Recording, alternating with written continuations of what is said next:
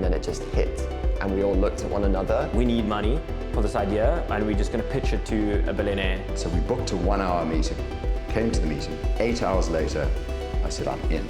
We closed our first bit of funding and just started building towards this beta launch. Hiring you $50,000 on a handshake. Let's get going. So that was part of our market validation that we needed to do. We knew that we had to build this really big, complicated social media application, right? But how do you, as a startup, test your market before going on and building everything that you need to have a marketplace around this? Building a platform like this is not trivial, but we knew what we could do really quickly is build an auction platform, and we had already validated that we can do smart contracts and create NFTs and put them on the blockchain. So we said, okay, cool.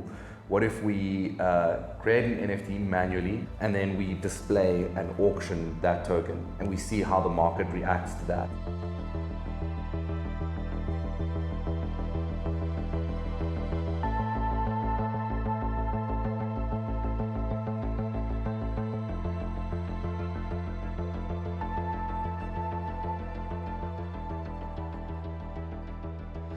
I think it's roughly, just make sure this mic's plugged in.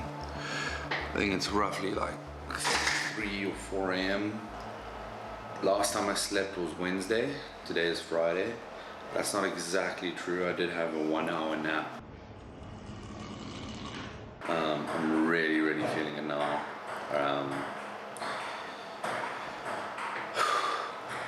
I can't stop if we get this right. The business is valued at like 30 million rand. I've never heard of a South African company getting a 30 million rand valuation in 16 days. Like, that's insane. We literally just had the idea 16 days ago. We've built the thing now. Well, we've built most of the thing now. Hopefully we succeeded when you watch this. I think if I finish the auction stuff, Adam finishes the contract stuff, and these guys behind me who are playing table tennis, if they do the minor styling tweaks and bugs that I found and I've ticketed up, if they manage to fix those, we're good. I think we've got a working product. But yeah, it's a lot of fun. I'm really excited. I'm gonna cancel until I can get. Yo, bro, is that the bags in my eyes? Dude, just look here. Dude, we should change this. Welcome to the closed beta early access group. Yeah. We shouldn't say Welcome that. to Welcome to Moment. Moment's open beta. We were getting press ready, speaking to loads of high-profile creators, pretty much using up all of the connections that we had with big creators, creating NFTs for some of them, actually most of them. And then the launch came, and when it actually shot live, the systems failed a little bit. Oh fuck. What? Oh fuck. What? Oh fuck. Bro, can you just... I can't take it, dude. Dude, yeah, bro. Why are all these things, bro? Dude, that's what I was asking you when you were testing it on your thing. I was like, why do they look like that? Did you try and add the temporary loader thing? No. Maybe the data's wrong. Dude, we have... People are already making offers on the AB. Dude, we're getting I so know, few I've users. rushed the deploy on the fix for that. It should be deploying right now. Dude, we've literally gone up like 60, 70 users in like a couple of minutes, dude. Dude, check, look at today already. Like, as it happened, dude, just started going pew, pew, pew, pew, pew. So if it keeps going like that, if we're getting like 60 users a minute, dude, we're gonna get 20 minutes before we actually launch. Yeah, dude, that's only 80 videos. Then there's gonna be Brian Abana posting like a whole bunch more. Dude, no. Dude, someone offered $2,000, dude. Holy fuck. Yeah, but what email address are they using? Dude, it seems like a fairly legit person, Nani. It doesn't seem like a... Nani. $2,000 points! We've got $2,000 offer! Dude, that's one of his additions. There were a number of like errors in the bidding, and that was also learning, right? Good learning. So we would immediately contact them and say, hey, are you a real person? Do you intend to make this bid? And a lot of the times it was no, what? I can't spend $2,000, you know. And then the cases where people think it's rupees, a lot of people not replying to what we're doing, and then we have to immediately take them off in the bid, and then someone else bids, and we have to do that checking process again, which is all manual. We basically had a hard and fast rule that if we couldn't reach the person during the auction, if it was over $1,000, we were cutting out their bid.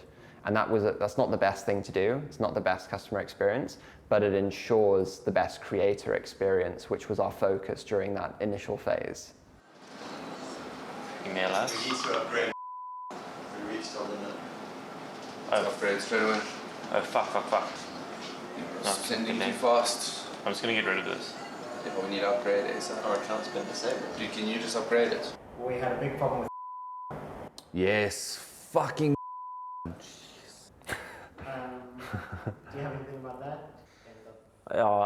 So it's silly mistakes sometimes when you're moving really fast you make. We could code it ourselves and send emails from our server, but for us to make it a really nice workable solution, we would be developing an email application, you know, which is not what we came here to do. So we're like, cool, just use a third-party service. And they normally have a vetting process. But when we signed up, they didn't kind of like show us this. So we were like, cool, we signed up, we're sorted, we're all registered, and we started sending emails immediately. We got too many people signing up too quickly, and it overwhelmed, and then they detected us as spam and shut off our mailing, which means that we couldn't send people welcome emails that they would use to verify their email address.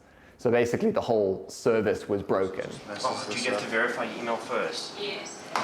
Oh God, bro. Yeah, and you can't verify your email. Dude, I don't know how to solve this problem, dude, because I've emailed them like said, dude, I said around 100 messages an hour. dude, and then said, see now you're counting in 2000. Bro, it's gonna... Dude, it's a hyperbolic curve. It's gonna get longer and longer every time it blocks us.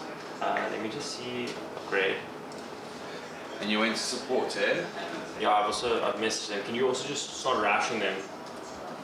I reckon we would have a lot more users if that hadn't have happened, but that's just the nature of it. We fixed these bugs, now we'll do more PR later. But I do think that because a lot of people couldn't verify their emails, they couldn't bid on things straight away, and they may have only gotten that verification email like a day or two later. And I think a lot of those users just dropped off. Hey, we're a meme bird. What? We're a meme bird. We just got put a We're on meme bird. meme burn. Yo. Dude, First one. Can you screenshot and send that to me, dude? That's dope, dude. First, Dude, meme burn's so big. I was just shocked. I mean, we got into ENCA, we got into IOL, we got into Bitcoin.com, we got into like a whole bunch of big news outlets.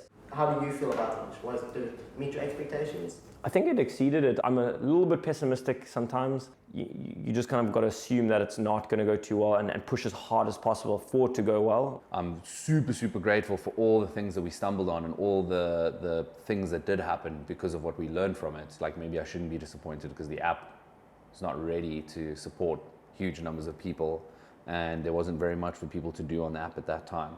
We got 2,500 signups, we got 85,000 page views, and we did over $20,000 of sales in those 2 days. So, Decent launch. That was a good launch. And wait, that was 2 weeks worth of work, 2.5 weeks, maybe 3 weeks worth of work. That's pretty cool. Yeah. I think I knew that it would be stressful. I think I underestimated how stressful it would be. It was, it might have been one of the most stressful times of my life. In terms of the success of it, it's never good enough for me. Where I can be valuable to a business is I automatically look for where things have gone wrong. I don't necessarily, I pay attention to the successes as a ticked box, and I'm trying to get a line of ticked boxes going.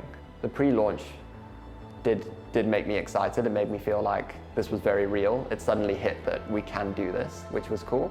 But it also reminded me that we have a lot of work to do. And we have to all grow a lot as people as well. You know, we have to now move into managerial positions where we're managing a team, we're helping a team grow, we're fostering a culture, and that's an exciting challenge. My name is Nathan Nedlanier. I am Head of Creative here at Moment. I'm Steph. I'm Reagan. I'm James Macy. My name is Luke Romain. I'm Loazi, and I work at Momint as a backend developer.